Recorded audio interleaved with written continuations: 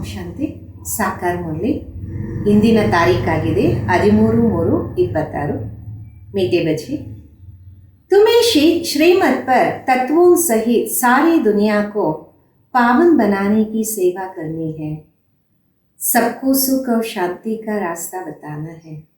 ತಂದೆ ತಿಳಿಸ್ತಾರೆ, ಮಧುರಾದ ಮಕ್ಕಳೇ, ತಾವು ಶ್ರೀಮತದಂತೆ ತತ್ವಗಳ ಸಹಿತ ಇಡೀ ಪ್ರಪಂಚವನ್ನ ಪಾವನವಾಗಿ ಮಾಡುವ ಸೇವೆ ಮಾಡಬೇಕು.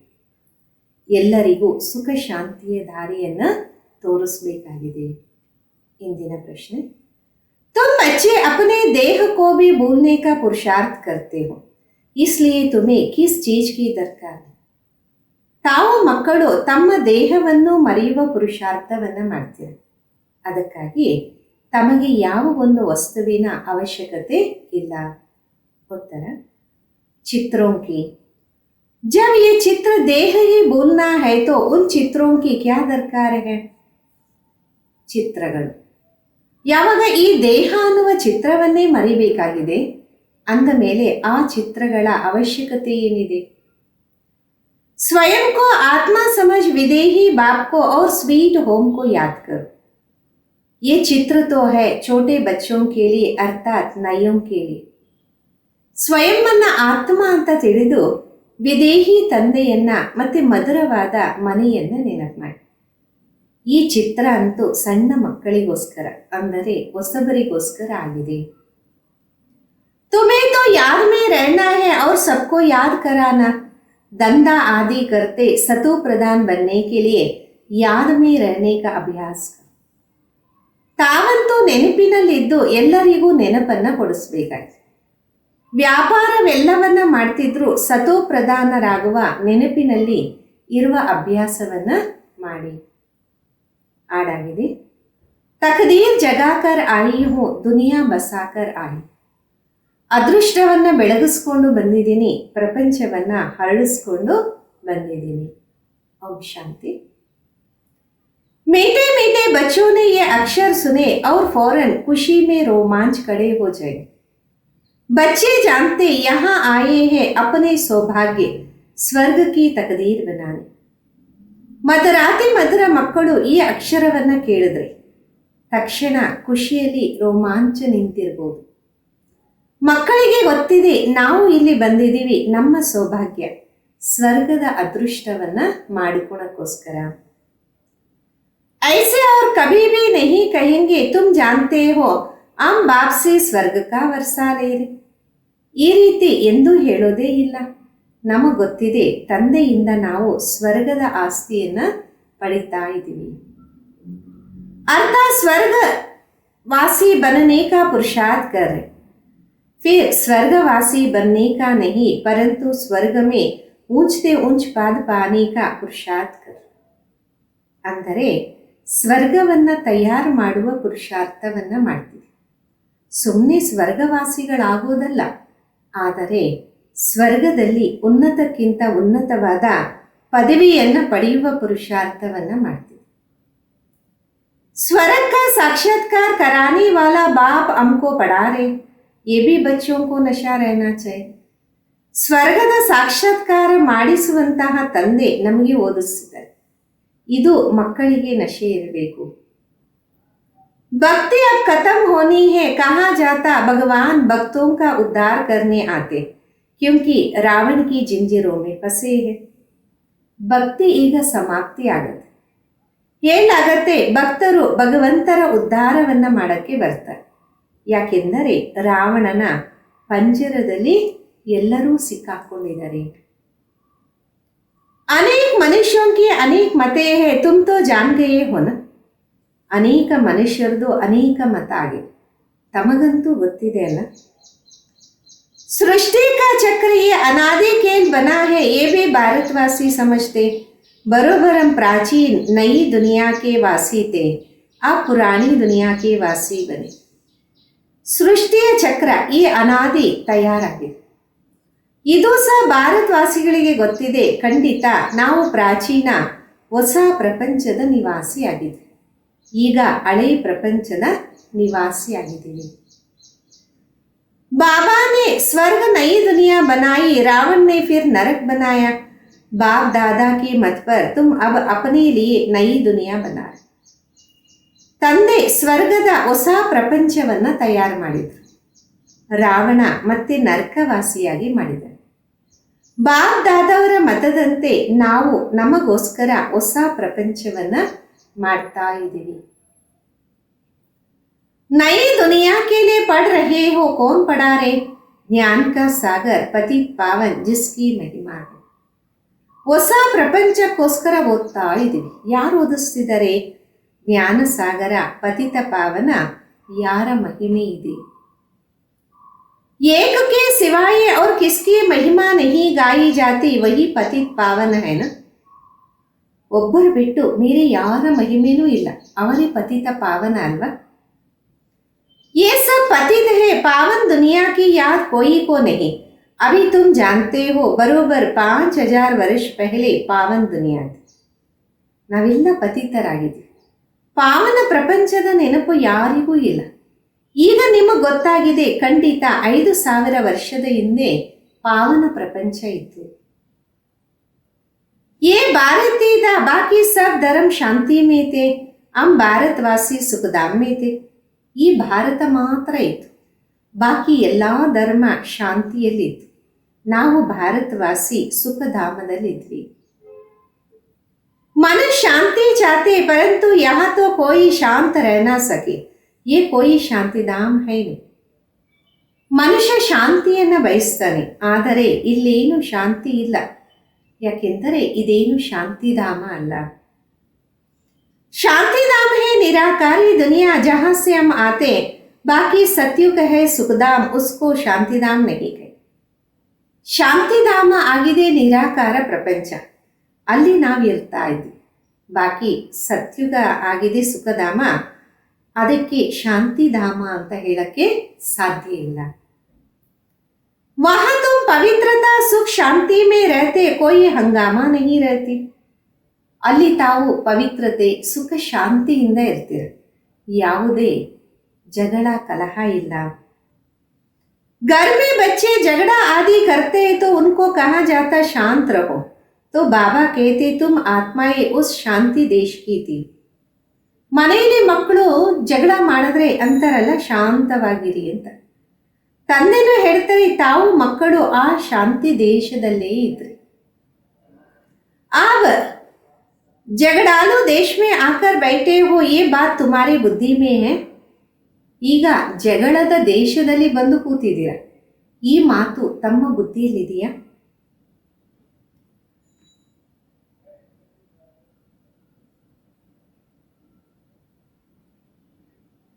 तुम बाप द्वारा फिर से ऊंचते ऊंच पद पाने का पुरुषार्थ कर रहे. ये स्कूल कोई कम थोड़ी ही. ತಾವು ತಂದೆಯ ಮುಖಾಂತರ ಶ್ರೇಷ್ಠಕ್ಕಿಂತ ಶ್ರೇಷ್ಠವಾದ ಪದವಿಯನ್ನು ಪಡೆಯುವ ಪುರುಷಾರ್ಥ ಮಾಡ್ತಿದ್ದೀರ. ಈ ಸ್ಕೂಲ್ ಏನಾದರೂ ಕಡಿಮೆ ಇದೆಯಾ? गॉड फादर के यूनिवर्सिटी है, सारी दुनिया में ये बड़े थे बड़े यूनिवर्सिटी. ಗಾಡ್ ಫಾದರಿನ ವಿಶ್ವವಿದ್ಯಾಲಯ ಆಗಿದೆ, ಇಡೀ ಪ್ರಪಂಚದಲ್ಲಿ ದೊಡ್ಡದಕ್ಕಿಂತ ದೊಡ್ಡ ವಿಶ್ವವಿದ್ಯಾಲಯ ಆಗಿದೆ. इसमें सब बाबा से शांति सुख का वर्षा पाते, सिवाय बाबा के और कोई की महिमा है नहीं. ಇದರಲ್ಲಿ ಎಲ್ಲರೂ ತಂದೆಯಿಂದ ಶಾಂತಿ ಮತ್ತು ಸುಖದ ಆಸ್ತಿಯನ್ನು ಪಡ್ತಾರೆ. ಒಬ್ಬ ತಂದೆ ಬಿಟ್ಟು ಮತ್ಯಾರ್ದು ಮಹಿಮೆ ಇಲ್ಲ. ब्रह्मा की महिमा थोड़े ही है, बाबा ही इस समय आकर वर्षा देते, फिर तो सुख ही सुख है. ಬ್ರಹ್ಮನ ಮಹಿಮೆ ಏನಾದರೂ ಇದೆಯಾ? ತಂದೆನೇ ಈ ಸಮಯದಲ್ಲಿ ಬಂದು ಆಸ್ತಿಯನ್ನು ಕೊಡ್ತಾರೆ, ಮತ್ತೆ ಸುಖನೇ ಸುಖ ಇರುತ್ತೆ. सुख शांति देने वाला एक बाप है, उनकी ही तो महिमा है. ಸುಖ ಶಾಂತಿಯನ್ನು ನೀಡುವಂತಹ ಒಬ್ಬ ತಂದೆಯ ಮಹಿಮೆ ಆಗಿದೆ. सत्युग त्रेता में कोई की महिमा होती नहीं, वहाँ तो ರಾಜಧಾನಿ ಚಲ್ತಿ रहती. ಸತ್ಯುಗ ತ್ರೇತಾದಲ್ಲಿ ಯಾರ ಮಹಿಮೆನೂ ಇರೋದಿಲ್ಲ, ಅಲ್ಲಂತೂ ರಾಜಧಾನಿ ನಡೀತಾ ಇರುತ್ತೆ. तुम वर्षा पा लेते हो, बाकी सब शांति धाम में रहते, महिमा कोई की नहीं. ತಾವು ಆಸ್ತಿಯನ್ನು ಪಡಿತೀರ, ಬಾಕಿ ಎಲ್ಲರೂ ಶಾಂತಿಧಾಮದಲ್ಲೇ ಇರ್ತಾರೆ, ಮಹಿಮೆ ಯಾರದೂ ಇಲ್ಲ. बल क्राइस्ट धर्म स्थापन करते सो तो करना ही है, धर्म स्थापन करते फिर भी नीचे उतरते जाते. ಬಲೆ ಕ್ರೈಸ್ತ ಧರ್ಮವನ್ನು ಸ್ಥಾಪನೆ ಮಾಡ್ತಾರೆ, ಆದರೆ ಮಾಡಲೇಬೇಕಲ್ಲ. ಧರ್ಮ ಸ್ಥಾಪನೆಯನ್ನ ಮಾಡ್ತಾ ಕೆಳಗಡೆ ಇಳಿತಾ ಬರ್ತಾರೆ. महिमा क्या हुई, महिमा सिर्फ एक की है जिसको पतित पावन लिबरेटर कह बुलाते. ಮಹಿಮೆ ಏನಾಯಿತು? ಮಹಿಮೆ ಒಬ್ಬರದೇ ಆಗಿದೆ, ಅವರಿಗೆ ಪತಿತ ಪಾವನ ಮುಕ್ತಿದಾತ ಅಂತ ಕರೀತಾರೆ. ऐसे तो नहीं उसको क्राइस्ट बुद्ध आदि याद आता होगा, याद फिर भी एक को करते. ಆ ರೀತಿನೂ ಅಲ್ಲ, ಅವರಿಗೆ ಕ್ರೈಸ್ತ ಬುದ್ಧ ಎಲ್ಲರೂ ನೆನಪಿಗೆ ಬರ್ತಾರೆ.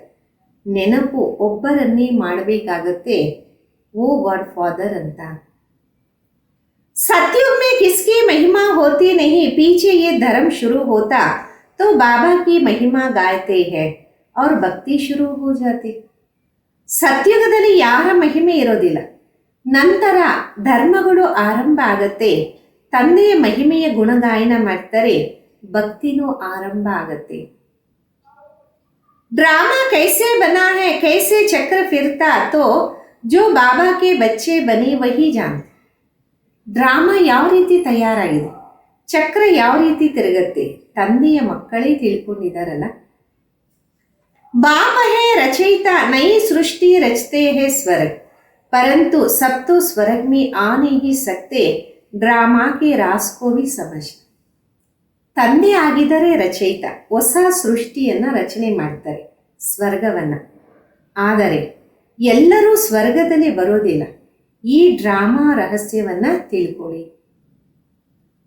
बाप से सुख का वर्षा मिलता, इस समय सब दुखी हैं, सबको वापस जाना है, फिर आएंगे सुखधाम में. तुम बच्चों को बहुत अच्छा पाठ मिला. ತಂದೆಯಿಂದ ಸುಖದ ಆಸ್ತಿ ಸಿಗತ್ತೆ. ಈ ಸಮಯದಲ್ಲಿ ಎಲ್ಲರೂ ದುಃಖಿಗಳಾಗಿದ್ದಾರೆ, ಎಲ್ಲರಿಗೂ ವಾಪಸ್ ಹೋಗಬೇಕು, ಮತ್ತೆ ಬರಬೇಕು ಸುಖದಲ್ಲಿ. ಮಕ್ಕಳು ಬಹಳ ಚೆನ್ನಾಗಿ ತಿಳ್ಕೊಂಡಿದ್ದೀರಾ, ಪಾತ್ರನೂ ಚೆನ್ನಾಗಿ ಸಿಕ್ಕಿದೆ. जिस बाबा की इतना महिमा है वो अब आकर सम्मुख बैठे हैं और बच्चों को समझाते, सब बच्चे हैं ना. ಯಾವ ತಂದೆಯ ಮಹಿಮೆಯನ್ನ ಮಾಡ್ತಿದ್ವಿ ಅವರೇ ಸಮ್ಮುಖದಲ್ಲಿ ಬಂದು ಉಪಸ್ಥಿತರಾಗಿದ್ದಾರೆ, ಮಕ್ಕಳಿಗೆ ತಿಳಿಸ್ತಿದ್ದಾರೆ, ಎಲ್ಲರೂ ಮಕ್ಕಳೇ ಅಲ್ವಾ. बात तो एवर हैप्पी है, वास्तव में बाबा के लिए ये नहीं कह सकते.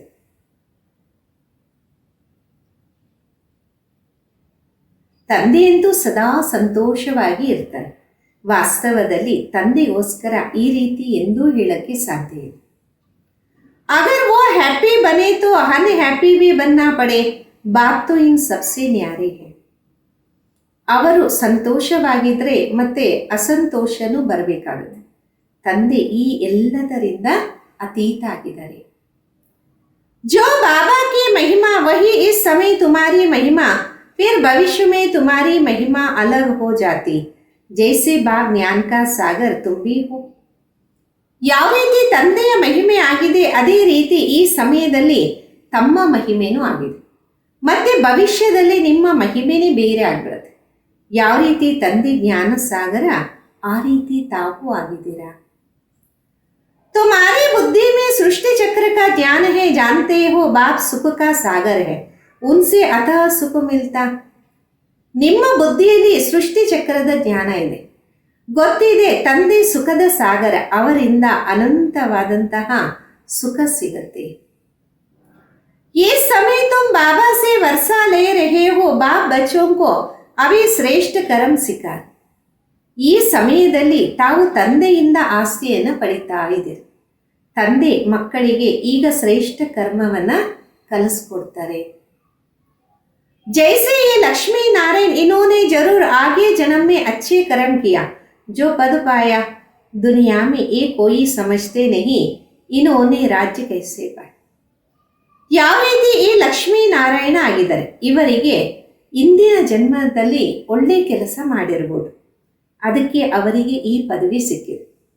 ಪ್ರಪಂಚದಲ್ಲಿ ಯಾರಿಗೂ ಗೊತ್ತಿಲ್ಲ ಇವರಿಗೆ ರಾಜ್ಯ ಯಾವ ರೀತಿ ಸಿಕ್ತು. बाबा कहते तुम बच्चे अब ये बन रहे हो, ತುಮಾರಿ ಬುದ್ಧಿ ಮೇ ಯೇ ಆತಾ ಅಮ್ ಏತೆ ಫಿರ್ ಯೇ ಬನ್. ತಂದೆ ಅಂತಾರೆ ಮಕ್ಕಳಿಗೆ, ಈಗ ಗೊತ್ತಿದೆ ನಾವು ಈ ರೀತಿ ಆಗಬೇಕು. ನಮ್ಮ ಬುದ್ಧಿಯಲ್ಲಿ ಬರುತ್ತೆ ನಾವು ಈ ರೀತಿ ಇದ್ವಿ ಮತ್ತೆ ಈ ರೀತಿ ಆಗಬೇಕು. बाप बैठ कर्म अकर्म विकर्म की गति समझाते जिससे हम ये बनते. ಶ್ರೀಮತ್ ದೇತೆ ತೋ ಶ್ರೀಮತ್ ಜಾನ್ನಿ ಚಾಹಿಯೆ. ತಂದೆ ಕುತ್ಕೊಂಡು ಕರ್ಮ ಅಕರ್ಮ ವಿಕರ್ಮದ ಗತಿಯನ್ನು ತಿಳಿಸ್ತಾರೆ. ಇದರಿಂದ ನಾವು ಈ ರೀತಿ ಆಗ್ತೀವಿ. ಶ್ರೀಮತವನ್ನ ಕೊಡ್ತಾರೆ, ಶ್ರೀಮತವನ್ನ ಅರ್ಥ ಮಾಡ್ಕೋಬೇಕಲ್ಲ. ಶ್ರೀಮತ್ ಸೇ ಸಾರಿ ದುನಿಯಾ ತತ್ವ ಆದಿ ಸಬ್ಕೋ ಶ್ರೇಷ್ಠ ಬನಾತೆ. ಸತ್ಯುಗ್ ಮೇ ಸಬ್ ಶ್ರೇಷ್ಠತೆ. ಶ್ರೀಮತದಿಂದ ಇಡೀ ಪ್ರಪಂಚ ತತ್ವಗಳು ಎಲ್ಲ ಶ್ರೇಷ್ಠ ಆಗ್ಲತ್ತೆ. ಸತ್ಯುಗದಲ್ಲಿ ಎಲ್ಲರೂ ಶ್ರೇಷ್ಠ ಆಗಿದ್ರು. ವಹಾ ಕುಚ್ ಹಂಗಾಮ ವ ತೂಫಾನ್ ಆದಿ ಹೋತೆ ನಹಿ, ನಾ ಜಾಸ್ತಿ ಥಂಡಿ ನಾ ಗರ್ಮಿ. ಅಲ್ಲಿ ಜಗಳ ಕಲಹ ಏನೂ ಇರೋದಿಲ್ಲ. ಜಾಸ್ತಿ ಚಳಿನೂ ಇರಲ್ಲ, ಜಾಸ್ತಿ ಬಿಸಿನೂ ಇರೋದಿಲ್ಲ. ಸದೈ ಬಾಹರೇ ಮೌಸಮ್ ರಹತಾ ವಹ ತುಮ್ ಕಿತನಾ ಸುಖಿ ರಹತೆ. ಸದಾ ಒಂದೇ ರೀತಿ ಇರುತ್ತೆ, ವಸಂತ ಋತು ಇರುತ್ತೆ. ಅಲ್ಲಿ ತಾವು ಎಷ್ಟು ಸುಖವಾಗಿರ್ತೀರ. वो लोग गाते हैं खुदा भविष्यत अथवा हेवन स्थापन करते तो उसमें ऊंच पद पाने का पुरुषार्थ करना चाहिए. ಹೊರಗಡೆಯವರು ಗಾಯನ ಮಾಡ್ತಾರೆ, ಭಗವಂತ ದೋಸ್ತ್ ಆಗಿದ್ದಾರೆ, ಸ್ವರ್ಗದ ರಚನೆಯನ್ನ ಮಾಡ್ತಾರೆ. ಹರಿ ಕೈಯಲ್ಲಿ ಸ್ವರ್ಗ ತಂದ್ರು ಅಂತ. ಅದರಲ್ಲಿ ಉನ್ನತವಾದ ಪದವಿಯನ್ನ ಪಡೆಯುವ ಪುರುಷಾರ್ಥ ಮಾಡಬೇಕು. हमेशा गाया जाता फॉलो फादर बाबा को याद करने से विकर्म विनाश होंगे. ಸದಾ ಗಾಯನ ಮಾಡಲಾಗತ್ತೆ ಫಾಲೋ ಫಾದರ್ ಅಂತ. ತಂದೆಯನ್ನ ನೆನಪು ಮಾಡೋದ್ರಿಂದ ವಿಕರ್ಮ ವಿನಾಶ ಆಗುತ್ತೆ. और फिर फादर के साथ हम आत्माएं इकट्ठे जाएंगी. श्रीमत पर चलकर हर एक को रास्ता बताना चाहिए. ಮತ್ತೆ ತಂದೆಯ ಜೊತೆ ನಾವು ಆತ್ಮಗಳು ಜೊತೆಯಲ್ಲೇ ಹೋಗ್ತೀವಿ. ಶ್ರೀಮತದಂತೆ ನಡೆದು ಪ್ರತಿಯೊಬ್ಬರಿಗೂ ದಾರಿಯನ್ನ ತೋರಿಸಬೇಕಾಗಿದೆ. बेहद का बाप है, स्वर्ग का रचयिता, अब तो हेल है, जरूर हेल में हेवन का वर्षा दिया होगा. ಅನಂತವಾದ ತಂದೆ ಸ್ವರ್ಗದ ರಚಯಿತ ಆಗಿದ್ದಾರೆ. ಈಗಂತೂ ನರಕ ಆಗಿದೆ. ಖಂಡಿತ ನರಕದಲ್ಲಿ ಸ್ವರ್ಗದ ಆಸ್ತಿಯನ್ನ ನೀಡಿರಬಹುದು. आप 84 जन्म पूरे होते फिर हमको पहला जन्म स्वर्ग में लेना. तुम्हारी एम ऑब्जेक्ट सामने खड़ी है ना. ಈಗ 84 ಜನ್ಮ ಪೂರ್ತಿ ಆಗತ್ತೆ, ಮತ್ತೆ ನಾವು ಮೊದಲನೇ ಜನ್ಮ ಸ್ವರ್ಗದಲ್ಲಿ ಪಡಿಬೇಕಾಗತ್ತೆ.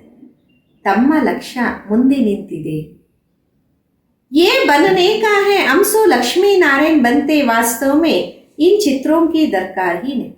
ನಾವೇ ಆಗ್ತೀವಿ, ನಾವೇ ಲಕ್ಷ್ಮೀ ನಾರಾಯಣ ಆಗ್ತೀವಿ. ವಾಸ್ತವದಲ್ಲಿ ಈ ಚಿತ್ರಗಳ ಅವಶ್ಯಕತೆ ನಮಗಿಲ್ಲ. जो कच्चे हैं घड़ी घड़ी भूल जाते, इसलिए चित्र रखा जाता. कोई श्री कृष्ण का चित्र रखते. ಯಾರು ಕಚ್ಚಾ ಆಗಿದ್ದಾರೆ, ಗಡಿ ಗಡಿ ಮರ್ತೋಗ್ತಾರೆ, ಅವರಿಗೋಸ್ಕರ ಈ ಚಿತ್ರವನ್ನ ಇಡಲಾಗತ್ತೆ. ಯಾರಾದರೂ ಶ್ರೀಕೃಷ್ಣನ ಚಿತ್ರವನ್ನ ಇಟ್ಕೋಬಹುದು. श्री कृष्ण को देखने बगैर याद नहीं कर सकते. सबकी बुद्धि में चित्र तो रहता है. ಶ್ರೀಕೃಷ್ಣನನ್ನ ನೋಡದೆ ನೆನಪು ಮಾಡೋಕ್ಕಾಗಲ್ಲ. ಎಲ್ಲರ ಬುದ್ಧಿಯಲ್ಲಿ ಚಿತ್ರ ಅಂತೂ ಇರುತ್ತೆ. तुमको कोई चित्र लगाने की दरकार नहीं. तुम अपने को आत्मा समझो. तुम्हें अपना चित्र भी बोलना. ನಿಮಗೆ ಯಾವ ಚಿತ್ರವನ್ನು ಹಾಕಿಕೊಳ್ಳುವ ಅವಶ್ಯಕತೆನೇ ಇಲ್ಲ. ನಿಮ್ಮನ್ನ ನೀವು ಆತ್ಮ ಅಂತ ತಿಳ್ಕೊಳ್ಳಿ. ನೀವು ನಿಮ್ಮ ಚಿತ್ರ, ಈ ದೇಹವನ್ನು ಮರಿಬೇಕಾಗತ್ತೆ. देह सहित सब संबंध भूल जाने हैं. बाबा कहते तुम हो आशिक एक माशिक. ದೇಹದ ಎಲ್ಲ ಸಂಬಂಧವನ್ನ ಮರಿಬೇಕು. ತಂದೆ ತಿಳಿಸ್ತಾರೆ ನೀವೆಲ್ಲ ಪ್ರಿಯತಮೇರು ಒಬ್ಬ ಪ್ರಿಯತಮನಿಗೆ. माशुक बाबा कहते मुझे याद करते रहो तो विकर विनाश हो जाए. ऐसी अवस्था रहे जो शरीर जिस समय छूटे तो समझिए हम इस पुरानी दुनिया को छोड़ आप बाबा के पास जाते हैं. ಪ್ರಿಯತಮ ತಂದೆಯನ್ನು ಹೇಳ್ತಾರೆ, ನನ್ನ ಒಬ್ಬನನ್ನ ನೆನಪು ಮಾಡಿದಾಗ ನಿಮ್ಮ ವಿಕರ್ಮ ವಿನಾಶ ಆಗುತ್ತೆ. ಈ ರೀತಿ ಸ್ಥಿತಿ ಇದ್ದಾಗ ಶರೀರ ಯಾವ ಸಮಯದಲ್ಲಿ ಬಿಟ್ಟರೂ ತಿಳ್ಕೊಳ್ಳಿ, ಈ ಹಳೆ ಪ್ರಪಂಚವನ್ನು ಬಿಟ್ಟು ತಂದೆ ಹತ್ರ ಸೇರ್ತೀವಿ. 84 जन्म पूरे हुए, अब जाना है। बाबा ने फरमान किया, मुझे याद करो, बस बाप और स्वीट होम को याद करो. 84 ಜನ್ಮ ಪೂರ್ತಿ ಮಾಡಿದ್ವಿ, ಇವಾಗ ಗೊತ್ತಿದೆ ತಂದೆಯ ಆಜ್ಞೆ ಆಗಿದೆ, ನನ್ನನ್ನು ನೆನಪು ಮಾಡಿ ಸಾಕು. ತಂದೆ ಮತ್ತು ಮಧುರವಾದ ಮನೆಯನ್ನೇ ನೆನಪು ಮಾಡಿ. बुद्धि में है मैं आत्मा बिगड़ शरीर थी, फिर यहाँ पाठ बजाने के लिए शरीर धारण किया. पाठ बजाते बजाते पतित बन पड़े. ಬುದ್ಧಿಯಲ್ಲಿದೆ ನಾನು ಆತ್ಮ, ದೇಹ ಇಲ್ಲದೆ ಇದ್ದೆ, ಮತ್ತೆ ಪಾತ್ರವನ್ನು ಅಭಿನಯ ಮಾಡೋಕ್ಕೆ ದೇಹವನ್ನು ಆಧಾರ ಪಡೆದಿದೆ. ಪಾತ್ರವನ್ನು ಮಾಡ್ತಾ ಮಾಡ್ತಾ ಪತಿತನಾಗ್ಬಿಟ್ಟಿದೆ. ये शरीर तो है पुरानी जुत्ती, आत्मा पवित्र हो रही है. ಈ ಶರೀರ ಹಳೆಯ ಚಪ್ಪಲಿ, ಆತ್ಮ ಪವಿತ್ರ ಆಗ್ತಿದೆ. ಶರೀರ ಪವಿತ್ರ ತೋ ಯಹಾ ಮಿಲ್ ನಾ ಸಕೆ, ಹಮ್ ಆತ್ಮ ಜಾಯೆಂಗಿ ವಾಪಸ್ ಘರ್. ಇಲ್ಲಿ ಶರೀರ ಅಂತೂ ಪವಿತ್ರ ಸಿಕ್ಕೋದಿಲ್ಲ, ನಾವು ಆತ್ಮ ಹೋಗ್ತೀವಿ ವಾಪಸ್ಸು. पहले प्रिंस प्रिंसेज बनेंगे, फिर स्वयंवर बार लक्ष्मी नारायण बनेंगे. मनुष्यों को ये पता नहीं राधा कृष्ण कौन है. ಮೊಟ್ಟ ಮೊದಲು ರಾಜಕುಮಾರ ರಾಜಕುಮಾರಿ ಆಗ್ತೀವಿ, ಸ್ವಯಂವರದ ನಂತರ ಲಕ್ಷ್ಮೀನಾರಾಯಣ ಆಗ್ತೀವಿ. ಮನುಷ್ಯರಿಗೆ ಗೊತ್ತಿಲ್ಲ ರಾಧಾಕೃಷ್ಣ ಯಾರಾಗಿದ್ದಾರೆ. दोनों अलग अलग राजधानी के थे, फिर उनका स्वयंवर होता. तुम बच्चों ने ध्यान में स्वयंवर देखा. ಇಬ್ಬರು ಬೇರೆ ಬೇರೆ ರಾಜಧಾನಿಯಲ್ಲಿ ಇರ್ತಾರೆ, ನಂತರ ಸ್ವಯಂವರ ಆಗತ್ತೆ. ಮಕ್ಕಳು ಧ್ಯಾನದಲ್ಲಿ ಸ್ವಯಂವರವನ್ನ ನೋಡಿದ್ರಿ. शुरू में बहुत साक्षात्कार होते थे, क्योंकि पाकिस्तान में तुमको खुशी में रहने के लिए सब पाठ चलते थे. पिछाड़ी में तो है ही मारा मारी. ಆರಂಭದಲ್ಲಿ ಎಲ್ಲ ಸಾಕ್ಷಾತ್ಕಾರ ಆಗ್ತಿತ್ತು, ಯಾಕೆಂದರೆ ಪಾಕಿಸ್ತಾನದಲ್ಲಿ ತಾವು ಖುಷಿಯಲ್ಲಿ ಇರ್ತಿದ್ರು. ಆಗ ಎಲ್ಲ ಪಾತ್ರ ನಡೀತಾ ಇತ್ತು. ಅಂತ್ಯದಲ್ಲೂ ಬಹಳ ಯುದ್ಧ ನಡೀತಲ್ಲ. ಅರ್ಥಕ್ವೇಕ್ ಆದಿ ಬಹುತ್ ಹೋಂಗಿ, ತುಮಕು ಸಾಕ್ಷಾತ್ಕಾರ ಹೋತೇ ರಹಿ. ಭೂಕಂಪಗಳೆಲ್ಲ ಆಗತ್ತೆ, ನಿಮಗೆ ಸಾಕ್ಷಾತ್ಕಾರ ಆಗ್ತಾ ಇರುತ್ತೆ. ಅರೆ ಏಕ್ ಕೋ ಮಾಲೂಮ್ ಪಡ್ ಜಾಯೇಗಾ ಹಮ್ ಕೌನ್ ಸಾ ಪದ ಪಾಯೆಂಗೆ, ಫಿರ್ ಜೋ ಕಮ್ ಪಡೆ ಹುಯೇ ಹೋಂಗೆ ವೋ ಬಹುತ್ ಪಶ್ಚಾತ್ತಾಪ ಕರೆ. ಪ್ರತಿಯೊಬ್ಬರಿಗೂ ಗೊತ್ತಾಗ್ತಾ ಹೋಗುತ್ತೆ ನಾವು ಯಾವ ಪದವಿ ಪಡಿತೀವಿ, ಮತ್ತೆ ಯಾರು ಕಡಿಮೆ ಓದಿರ್ತಾರೆ ಅವರಿಗೆ ಬಹಳ ಪಶ್ಚಾತ್ತಾಪ ಆಗತ್ತೆ.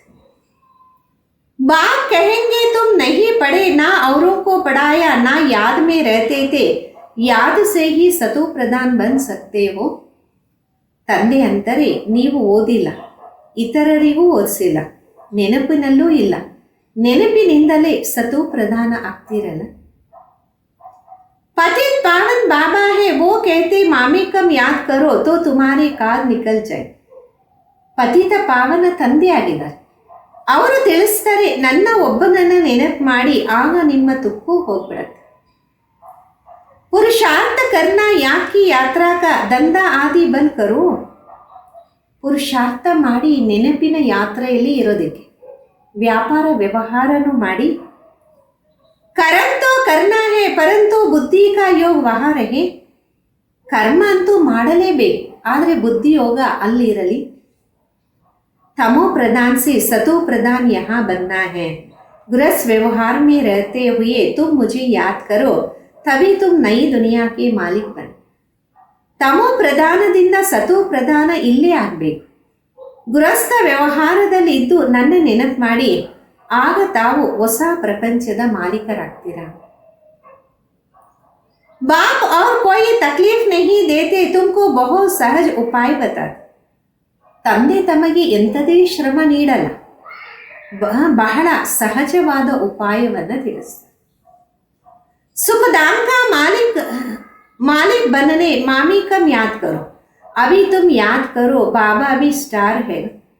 ಸುಖಧಾಮದ ಮಾಲೀಕರಾಗಕ್ಕೋಸ್ಕರ ನನ್ನ ಒಬ್ಬನನ್ನ ನೆನಪು ಮಾಡಿ, ಈಗ ತಾವು ನೆನಪು ಮಾಡಿ, ತಂದೆ ನಕ್ಷತ್ರ ಆಗಿದ್ದಾರೆ. ಮನುಷ್ಯ ತೋ ಸಮಜ್ತೆ वो सर्वशक्तिवान है, बड़ा तेजोमय है. बाबा कहते मनुष्य सृष्टि का चैतन्य बीज रूप. ಮನುಷ್ಯರು ಅನ್ಕೊಂತಾರೆ ಅವರು ಸರ್ವಶಕ್ತಿವಂತ, ಬಹಳ ತೇಜೋಮಯ ಆಗಿದ್ದಾರೆ. ತಂದೆ ಅಂತಾರೆ, ನಾನು ಮನುಷ್ಯ ಸೃಷ್ಟಿಯ ಚೈತನ್ಯ ಬೀಜ ರೂಪ ಆಗಿದ್ದೀನಿ. बीज होने कारण सृष्टि के आदि मध्य अंत को जानता हूँ. तुम तो बीज नहीं हो, मैं बीज हूँ, इसलिए मुझे ज्ञान का सागर कहते. ಬೀಜ ಆಗಿರುವ ಕಾರಣ ಸೃಷ್ಟಿಯ ಆದಿ ಮಧ್ಯ ಅಂತ್ಯವನ್ನು ತಿಳ್ಕೊಂಡಿದೆ. ತಾವು ಬೀಜ ಅಲ್ಲ, ನಾನು ಬೀಜ ಆಗಿದ್ದೀನಿ. ಅದಕ್ಕೆ ನಾನು ಜ್ಞಾನ ಸಾಗರ ಅಂತ ಹೇಳ್ಬೋದು. मनुष्य सृष्टि का चैतन्य बीज है, उनको जरूर मालूम होगा कि ये सृष्टि चक्र कैसे फिरता.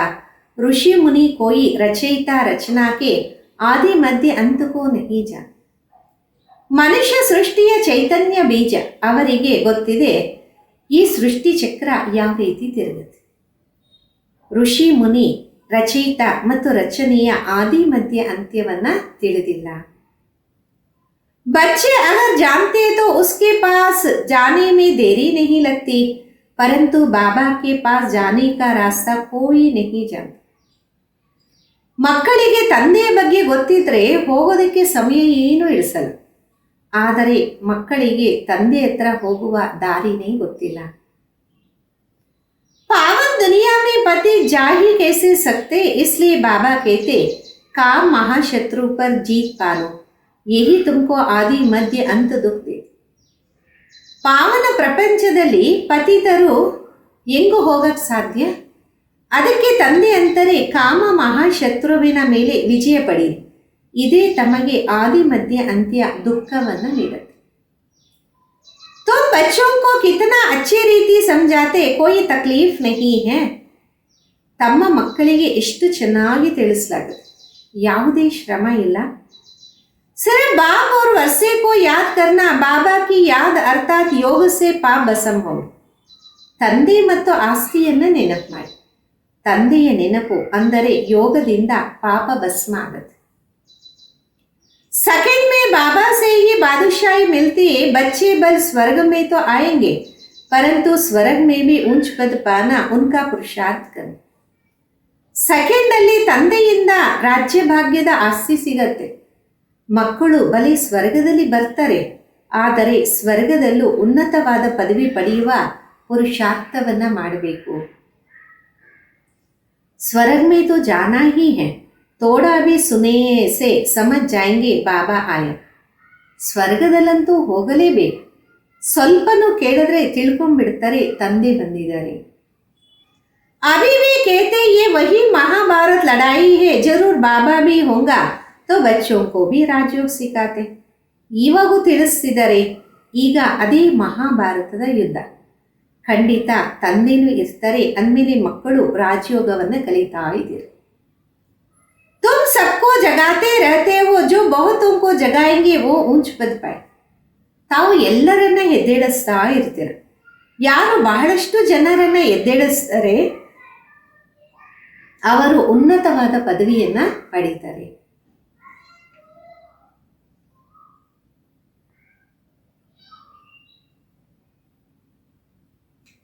पुरुषार्थ करना है, सब एक जैसे पुरुषार्थ हो ना सके. स्कूल बड़ा भारी है, ये है वर्ल्ड की यूनिवर्सिटी. ಪುರುಷಾರ್ಥ ಮಾಡಬೇಕು, ಎಲ್ಲರೂ ಒಂದೇ ರೀತಿ ಪುರುಷಾರ್ಥ ಮಾಡಕ್ಕೆ ಸಾಧ್ಯ ಇಲ್ಲ. ಸ್ಕೂಲು ಬಹಳ ದೊಡ್ಡದಾಗಿದೆ, ಪ್ರಪಂಚದ ವಿಶ್ವವಿದ್ಯಾಲಯ. सारी वर्ल्ड को सुखधाम और शांतिधाम बनाना, ऐसे टीचर कभी होता है क्या? ಇಡೀ ಪ್ರಪಂಚಕ್ಕೆ ಸುಖಧಾಮ ಮತ್ತು ಶಾಂತಿಧಾಮವಾಗಿ ಮಾಡಬೇಕು. ಇಂಥ ಟೀಚರ್ ಎಂದಾದರೂ ಇರ್ತಾರೇನು? यूनिवर्स सारी दुनिया को कहा जाता, बाबा ही सारी यूनिवर्स के मनुष्य मात्र को सत्व प्रधान बनाते, अर्थात स्वर्ग बनाते. ವಿಶ್ವ ಇಡೀ ಪ್ರಪಂಚಕ್ಕೆ ಹೇಳಾಗತ್ತೆ. ತಂದೆನೇ ಇಡೀ ಪ್ರಪಂಚದ ಮನುಷ್ಯ ಮಾತ್ರರನ್ನ ಸತು ಪ್ರಧಾನರಾಗಿ ಮಾಡುವ, ಅಂದರೆ ಸ್ವರ್ಗವಾಗಿ ಮಾಡ್ತಾರೆ. भक्ति मार्ग में जो भी त्योहार मनाते वो सभी अभी संगम के हैं.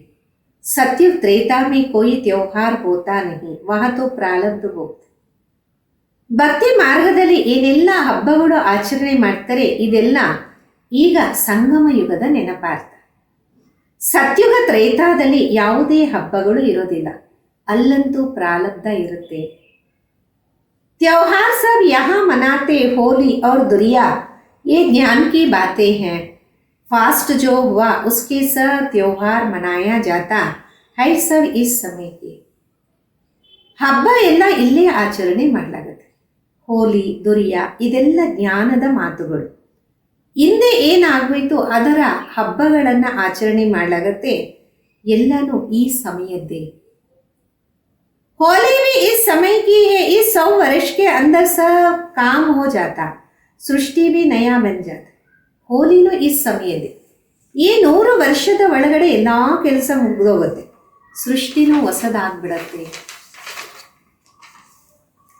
तुम जानते हो हमने अनेक बार सुख का वर्षा लिया फिर गवाया, खुशी होती हम फिर से बाबा से वर्षा ले.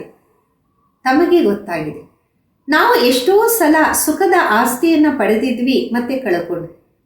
ಖುಷಿ ಆಗತ್ತೆ ನಾವೇ ಮತ್ತೆ ಬಾಬೋರಿಂದ ಆಸ್ತಿಯನ್ನು ಪಡಿತೀವಿ. औरों को भी रास्ता बताना, ड्रामा अनुसार स्वर्ग की स्थापना होनी जरूर. ಇತರರಿಗೂ ದಾರಿಯನ್ನು ತೋರಿಸಿ ಡ್ರಾಮಾ ಅನುಸಾರ ಸ್ವರ್ಗದ ಸ್ಥಾಪನೆ ಖಂಡಿತ ಆಗಬೇಕಾಯ್ತು. जैसे दिन के बाद रात, रात के बाद दिन होता, वैसे कलयुग के बाद जरूर सत्युग होना. ಯಾವ ರೀತಿ ಹಗಲಿನ ನಂತರ ರಾತ್ರಿ, ರಾತ್ರಿಯ ನಂತರ ಹಗಲಾಗತ್ತೆ, ಅದೇ ರೀತಿ ಕಲಿಯುಗದ ನಂತರ ಖಂಡಿತ ಸತ್ಯುಗ ಆಗತ್ತೆ. मीठे मीठे बच्चों के बुद्धि में खुशी का नगाड़ा बजाना चाहिए. अब समय पूरा होता हम जाते शांतिदार. ಮಧುರಾತಿ ಮಧುರ ಮಕ್ಕಳ ಬುದ್ಧಿಯಲ್ಲಿ ಖುಷಿಯ ವಾದ್ಯಗಳು ತೂಗಬೇಕಾಗಿದೆ. ಈಗ ಸಮಯ ಪೂರ್ತಿ ಆಯಿತು, ನಾವು ಹೋಗ್ತೀವಿ ಶಾಂತಿಧಾಮ. ये अंतिम जन्म है, कर्म भोग की भोगना भी खुशी से हल्की हो जाती. ಇದು ಅಂತಿಮ ಜನ್ಮ ಆಗಿದೆ, ಕರ್ಮ ಭೋಗ ಅನುಭವಿಸೋದು ಖುಷಿಯಿಂದ ಹಗುರ ಆಗ್ಬಿಡತ್ತೆ. कुछ भोगना से, कुछ योग बल से हिसाब किताब चुक्त होना है. बाप बच्चों को धैर्य देते तुम्हारे सदा सुख के दिन आ रहे.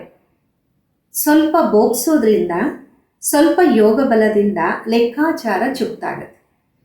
ತಂದೆ ಮಕ್ಕಳಿಗೆ ಧೈರ್ಯವನ್ನು ನೀಡ್ತಿದ್ದರೆ ತಾವು ಸದಾ ಸುಖದ ದಿನಗಳಲ್ಲಿ ಬರ್ತಾ ಇದ್ದೀರಾ.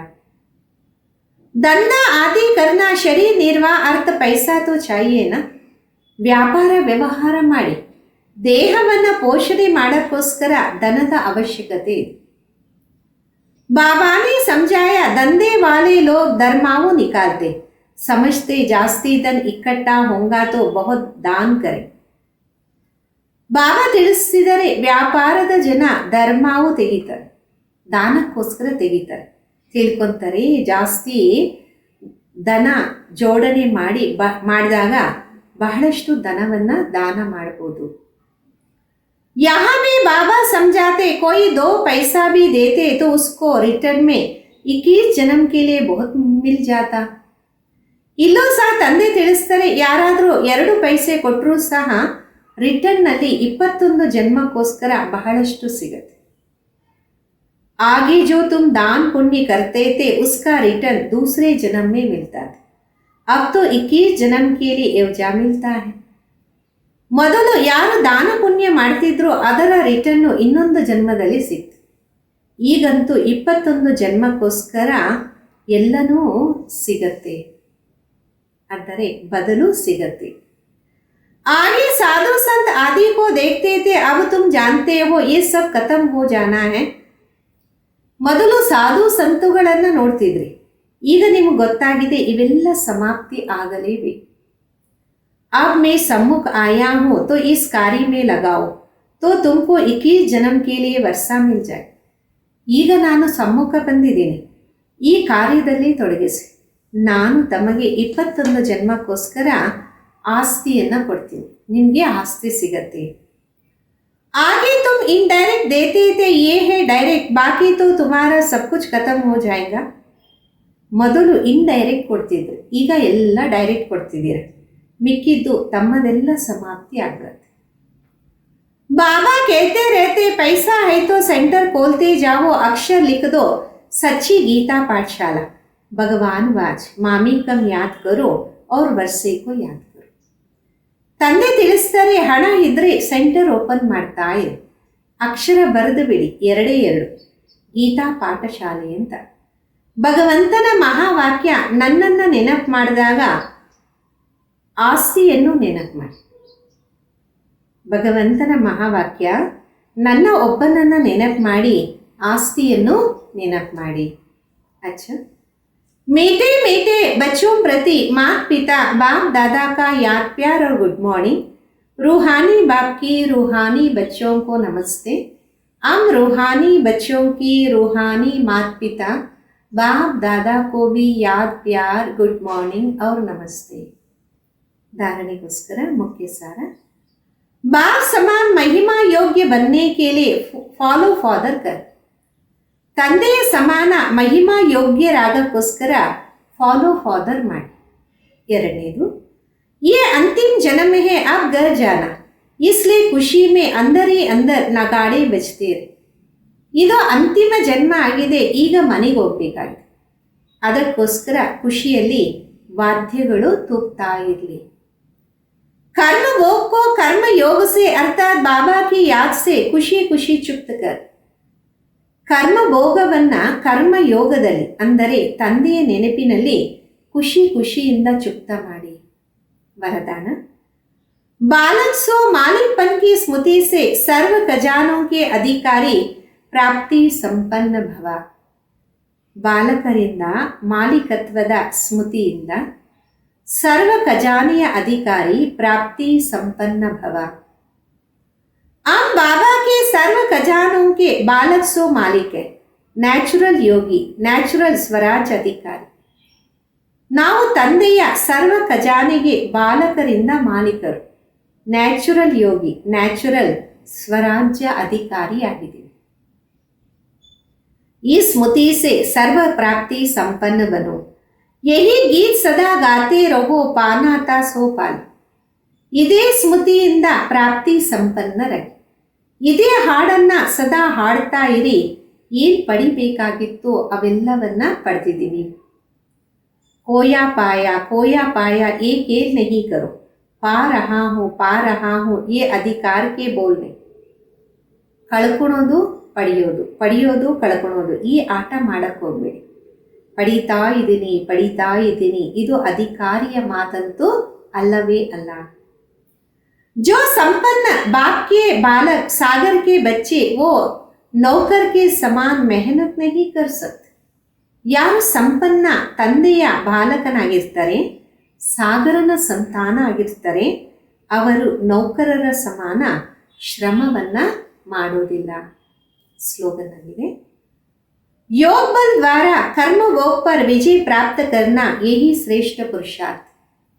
ಯೋಗ ಬಲದ ಮುಖಾಂತರ ಕರ್ಮ ಭೋಗದ ಮೇಲೆ ವಿಜಯವನ್ನು ಪ್ರಾಪ್ತಿ ಮಾಡಿಕೊಳ್ಳೋದೇ ಇದೇ ಶ್ರೇಷ್ಠ ಪುರುಷಾರ್ಥ ಆಗಿದೆ.